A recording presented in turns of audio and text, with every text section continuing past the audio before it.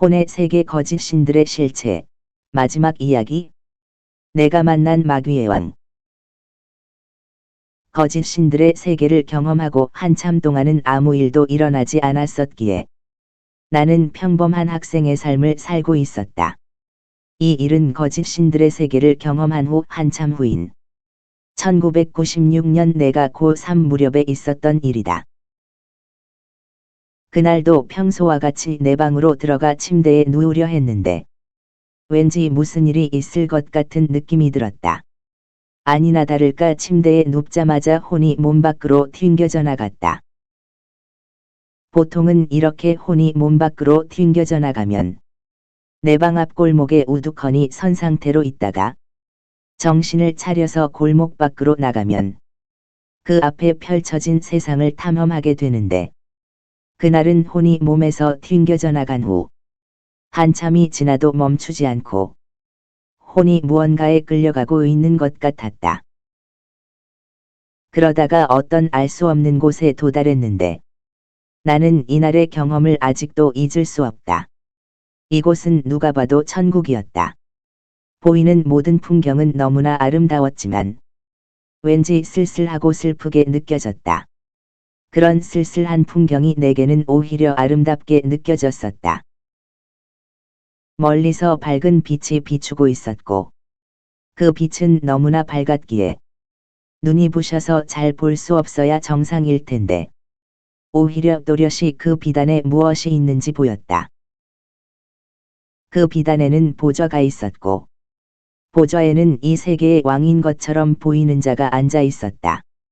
마치 석양빛 같은 빛이 그 보좌를 비추고 있었고 그 보좌에서는 황금빛 같은 빛을 발하고 있었다.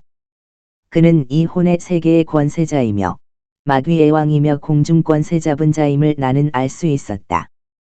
나는 그 보좌로 최대한 가까이 다가가려 했지만 바로 앞까지는 갈 수 없었는데 그 보좌로 다가가면 갈수록 마음이 너무나도 무겁고 무서운 마음이 들었기 때문이다. 나는 내가 다가설 수 있는 최대한의 위치까지 다가갔고 거기서 그 보좌에 앉은 자의 모습을 보았다. 나는 내가 경험하고 있는 이 혼의 세계가 영의 세계가 아님을 알고 있었고 하나님은 영의 세계에 계시기에 이 혼의 세계에서 아무리 하나님과 천국을 흉내낸다 해도 그것은 거짓일 뿐임을 인지하고 있는 상태였다. 그러나 너무나 이해할 수 없이 당혹스러웠던 것은 내 눈에 비친 그 보좌에 앉아있는 마귀의 왕의 모습은 전혀 악해 보이지 않았고 오히려 애처로워 보였으며 그의 눈은 정의로워 보이기까지 했다. 그는 내가 이전에 혼의 세계에서 만난 존재들과는 완전히 다른 느낌이었는데 이전에 혼의 세계에서 만났던 존재들은 신의 권능은 없고 신의 형상만을 흉내내는 존재였다면 이번에 만난 존재는 말로 표현할 수는 없지만 권능과 힘이 느껴졌으며 위엄이 있는 것처럼 보였지만 그것을 드러내지 않았고 오히려 겸손하고 순수해 보이기까지 했었다. 나는 그가 거짓 신들의 왕이라는 것을 도저히 납득할 수가 없었다. 그는 다른 존재들을 겁박하고 억누르며 지배하는 자처럼 보이지 않았고 그 주위에 있는 그의 신하들은 진심으로 충성을 다하는 것처럼 보였다. 마치 그 보좌에 앉은 자가 진짜이고 내가 믿는 하나님이라는 존재가 가짜인 것은 아닐까 하는 의심이 생길 정도로 그의 모습은 너무나도 진실해 보이고 따뜻해 보이고 소년 같은 순수함과 용사 같은 강인함이 함께 느껴졌다. 나는 그 보좌에 앉은 자가 마귀인지 천사인지 모를 정도로 판단이 흐려졌지만 분명한 것은 그 보좌에 앉은 자는 내가 그토록 되고 싶었던 하늘을 우러러 한 점 부끄럼 없는 자의 모습과 너무나 닮아 있었고 흠이 없어 보였다. 하나님이 어떤 분이신지 천국이 어떤 곳인지 완전히 알지 못하지만 더 이상 하나님과 천국에 대해 알고 싶지 않을 정도로 나는 그 보좌의 주인과 그의 나라의 마음을 빼앗겨 버렸었다. 그렇게 한참을 멍하니 혼의 세계 권세자를 지켜보다가 나는 알 수 없는 무언가의 이끌림으로 다시 몸으로 돌아오게 되었다. 이 혼의 세계 권세자를 본 후로 한참 동안 나는 마음이 무겁고 혼란스러웠었다. 분명 마귀는 한없이 악하고 하나님은 한없이 선하신 분이어야 하는데 혼의 세계에서 본 그 공중권세자 자의 모습은 내가 생각하는 하나님의 모습과 닮아 있었기 때문이었다. 또한 하나님을 믿고 따른다는 것이 도대체 무슨 의미가 있는가 하는 큰 딜레마에 빠지게 되었다.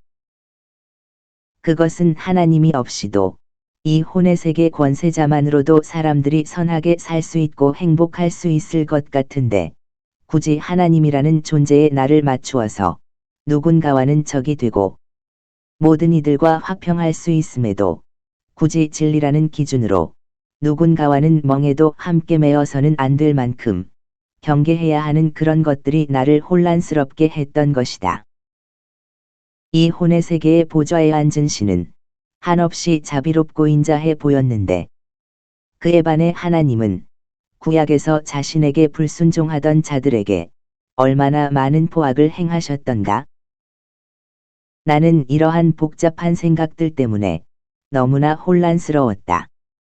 분명히 하나님이 옳고 이 혼의 세계 권세자가 잘못된 것일 텐데 그 당시 나의 모든 이성과 감성과 영성을 동원해서도 이 문제에 대한 답을 얻는다는 것은 너무나도 어려웠었다.